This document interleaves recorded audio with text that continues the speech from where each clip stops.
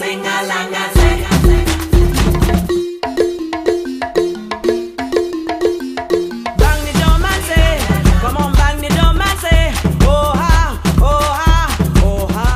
les amis, merci à tous les nouveaux abonnés et aux anciens également.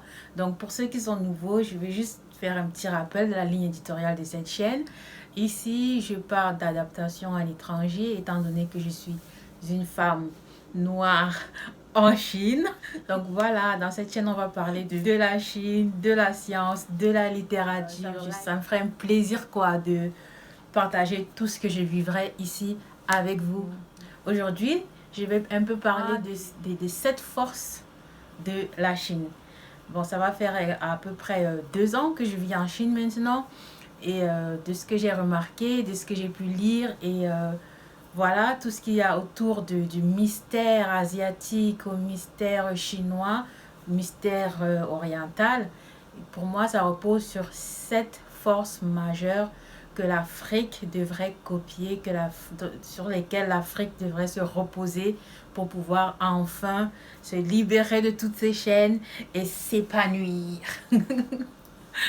Je sais, on est un peu foufou sur cette chaîne. Plus sérieusement, la première force de la Chine, c'est l'agriculture. Parce que j'ai remarqué qu'ici, ils ont vraiment industrialisé l'agriculture. Et en même temps, on n'est pas étonné vu qu'ils sont 1,3 milliard de Chinois. Donc, il faut bien nourrir toutes ces bouches. Et ils ont mis un accent, ils ont vraiment poussé mais au maximum l'agriculture. Bien sûr, derrière ça, il y a des bons et des mauvais côtés. Le bon côté, par exemple, c'est qu'ils arrivent à nourrir tout le monde. Il y a de tout, on trouve des fruits frais, on trouve des légumes, toutes sortes de légumes. Franchement, on ne manque de rien. Tu vas sur les marchés, tu te rends compte que le chinois lambda a accès mais à tout et à tout moment. Franchement, ça ne manque jamais. Mais maintenant, bien sûr, le côté industrialisation exacerbée peut laisser place à des manipulations génétiques. On ne sait plus trop si c'est vraiment bio tout ce qu'on mange. En fait, c'est même sûr que c'est plus très bio tout ce qu'on mange, vu la taille des oignons, des carottes et des légumes ici. Franchement, je me dis...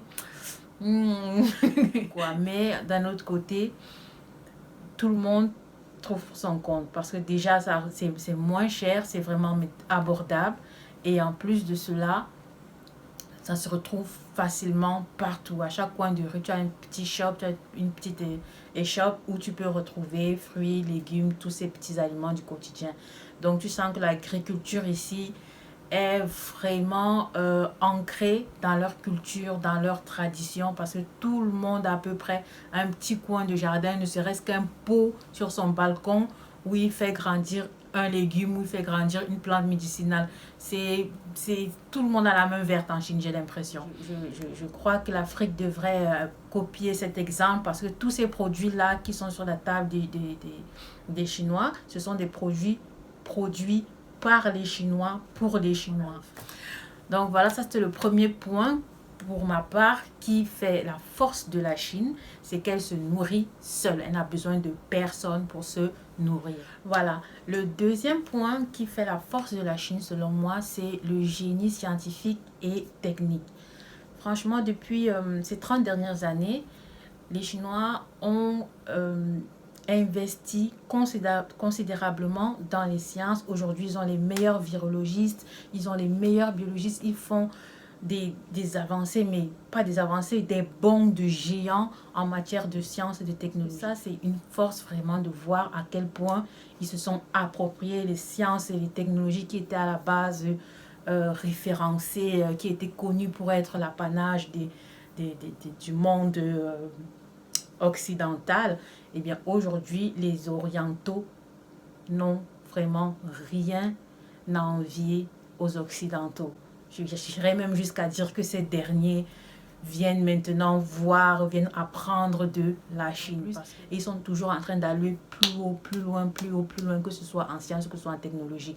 Parce que franchement, ce que je vois ici en termes d'architecture, tu comprends que les gars ont misé sur leurs enfants. Ils ont misé sur leurs architectes, ils ont misé sur leurs scientifiques. Ils investissent dans l'éducation, dans la formation de tout Chinois qui pourrait contribuer à construire le pays, à rendre le pays encore plus imposant qu'il ne l'est. Et ça, c'est un point fort. Donc, moi, je ramène toujours tout à l'Afrique parce que, bien sûr, je suis africaine et j'aimerais que l'Afrique ressemble à ça un jour, que l'Afrique ait cet esprit-là un jour, que les dirigeants africains se disent un jour, OK, on mise sur nos enfants. La troisième, c'est, ça fait partie de la philosophie chinoise, c'est cette notion de yin et yang, représentée par un cercle, je vais mettre là avec deux parties blanches et noires, qui se complètent, qui forment un tout parfait.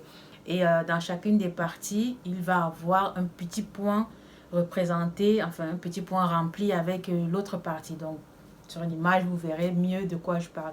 Donc voilà, l'histoire derrière le yin et le yang, ça remonte à des milliers d'années. Dans la cosmologie chinoise, l'univers était représenté, enfin était composé de deux parties opposées mais complémentaires qu'ils appelaient le yin et le yang. Donc le yin correspondait à la terre, à la lune, à la femme, au froid et au noir, alors que le yang correspondait plutôt au ciel, au soleil, à l'homme. C'était quoi l'opposé de l'autre? À la chaleur et à la lumière. Donc en fait on voit que c'est le yin, c'est à peu près l'opposé du yang dans cette philosophie chinoise. Et dans chacune des parties, il y avait justement ce petit point-là de représentation pour dire qu'aucune n'est parfaite et chacune a besoin... il n'y a aucune des parties n'est parfaite, quoi. Chacune des parties est constituée d'un tout petit minimum de 1% de l'autre. Parce que pour les Chinois, il y a toujours cet élément, cette recherche de la complémentarité. C'est sur ça, sur ce concept que repose tout ce qui est divination et tout ce qui est médecine. C'est un concept fort, c'est une notion forte en fait, parce que ça veut dire qu'il n'y a, par exemple, personne de parfait. Hein. Il n'y a pas l'homme pur, la femme pure. Donc voilà, l'avantage qu'il y a derrière cette notion en fait, c'est de penser que chaque force, chaque élément est essentiel et qui vont être complémentaires. Ça veut dire rien ne doit être négligé. Ils prennent tout en compte et ils essayent de faire sortir de chacun ce qui est bon, parce que le principe de base, c'est quoi? C'est de se dire, il n'y a personne de parfait, il n'y a pas un type bon, un type mauvais. Tout le monde a du bon et du mauvais. Maintenant, essayons d'extirper tout ce qui est bon pour le mettre à contribution. Donc, c'est un peu une philosophie que je trouve juste, parce que ça prend en compte les différentes forces en jeu, et il n'y a aucune force qui va être négligée. Tout va être mis à contribution pour l'évolution de la Chine. Donc tout, que ce soit la terre, le ciel, tout doit être utilisé pour l'élévation de la Chine. Courant de pensée, c'est pareil en médecine en fait. Même ce qui est le poison, pour eux, ils trouvent l'antipoison. Que ce soit toxique, on ne va pas dire non, on rejette cette plante parce qu'elle est toxique. Ils vont trouver un antitoxique qui peut être associé à cette plante et permettre quand même à la plante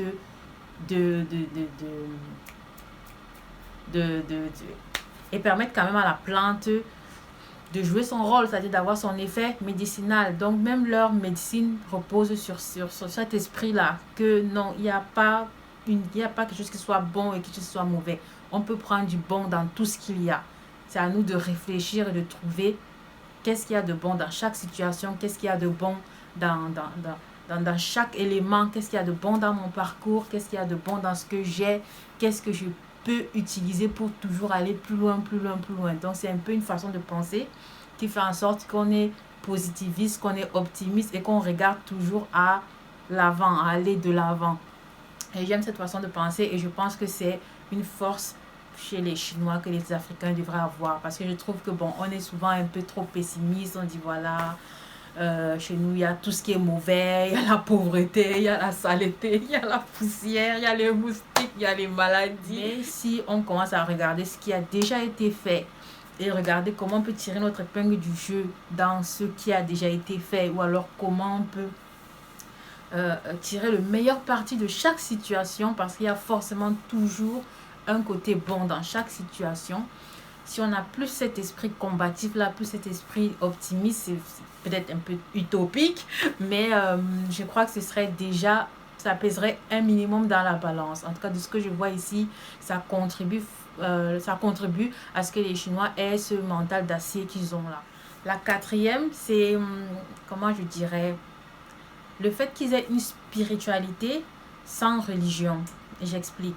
Ils ont beaucoup de... En fait, ils croient en beaucoup de choses, mais ils n'ont pas de religion. Ils ne sont pas religieux, ils ne pratiquent pas forcément de religion. Ça veut dire qu'ils ne vont pas à la messe le dimanche, machin, même s'il y a certains qui croient qu'il y a un Dieu qui existe.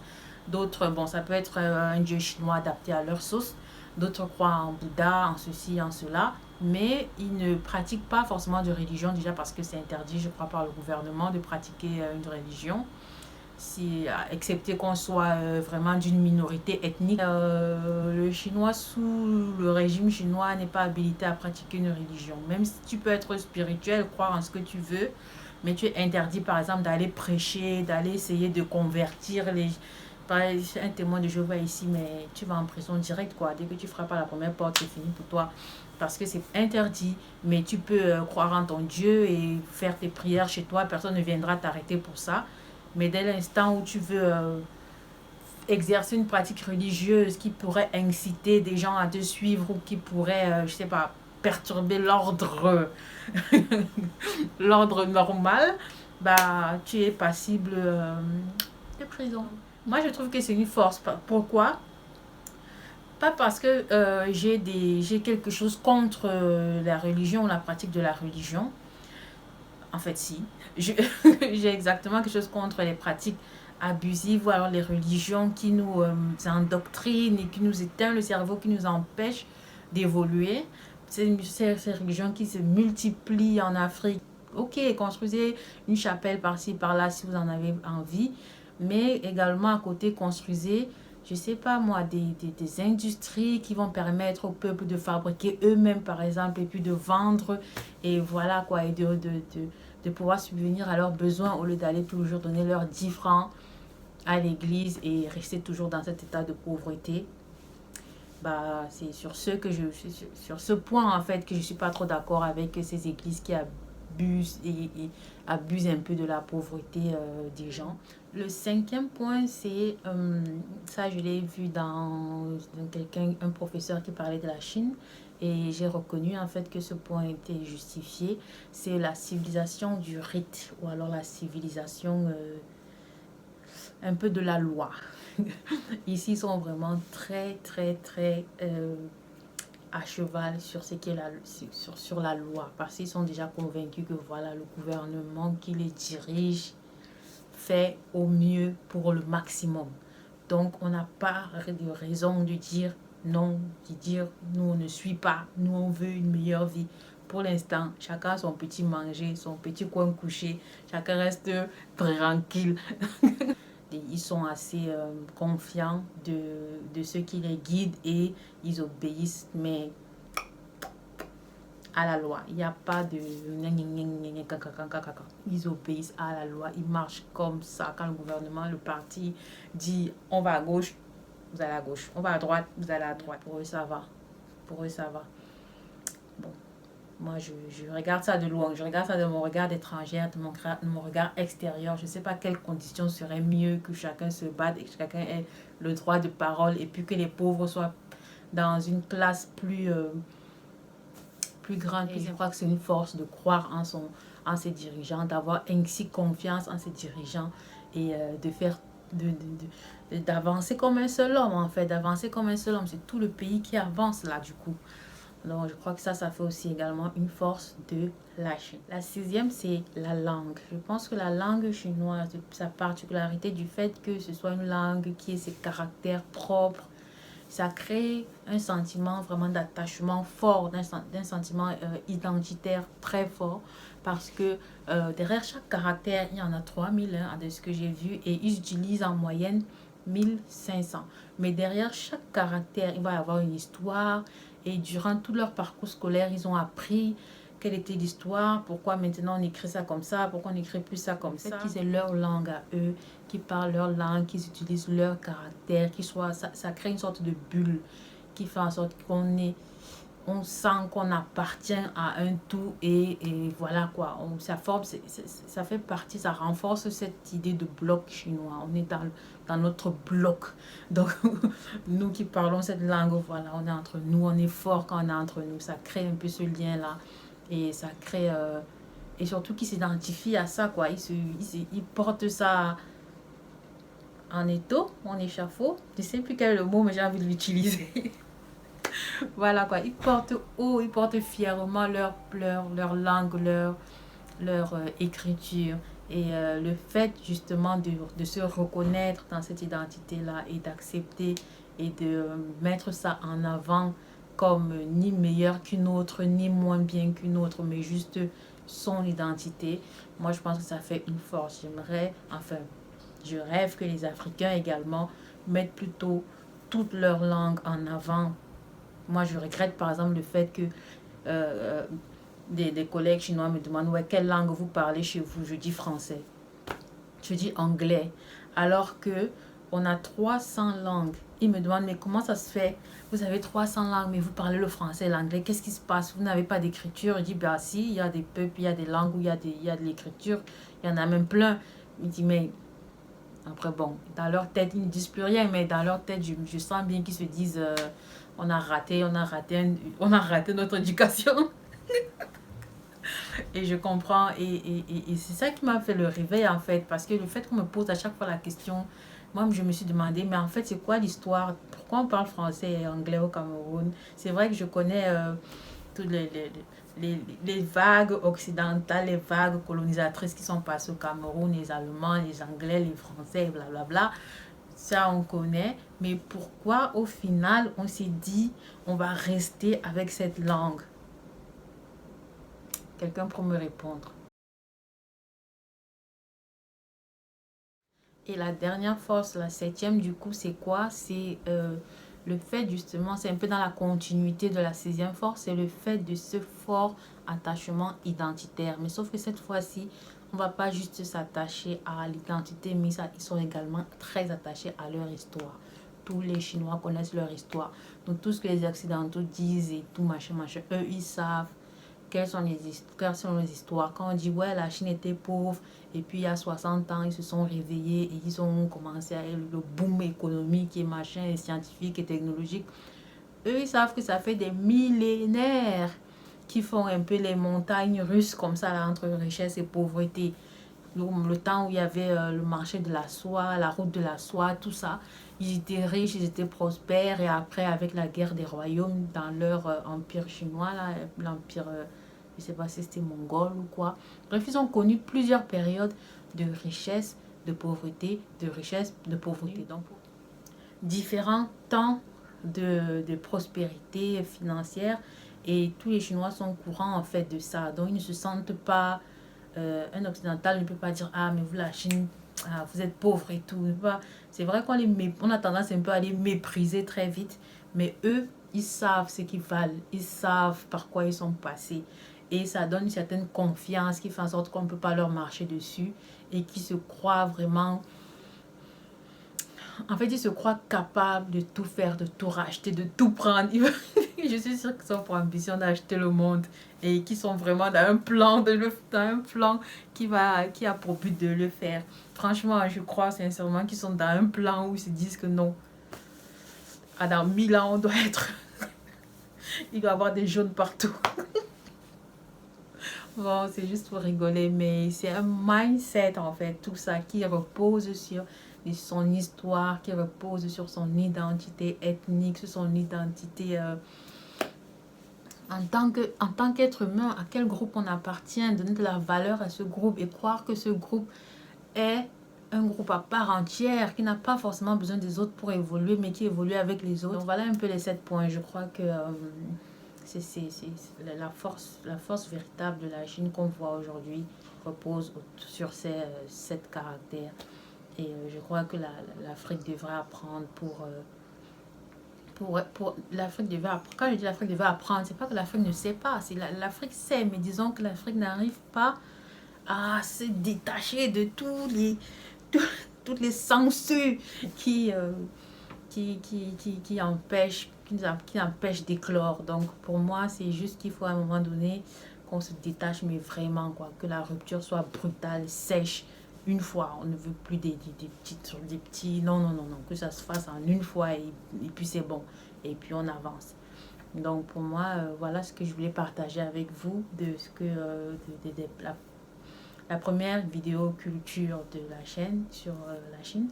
Et j'en ferai d'autres, hein, j'en ferai d'autres d'ici à la fin du mois, j'en ferai d'autres et j'en ferai d'autres tout au long de cette chaîne. Donc, merci d'avoir m'avoir suivi. Surtout, n'hésitez pas, abonnez-vous, likez et puis laissez en commentaire vos avis sur tout ce que j'ai pu dire. C'est que j'ai dit beaucoup de choses, mais voilà, tout n'est pas forcément cohérent. Ok, merci d'avoir suivi la vidéo. Peace.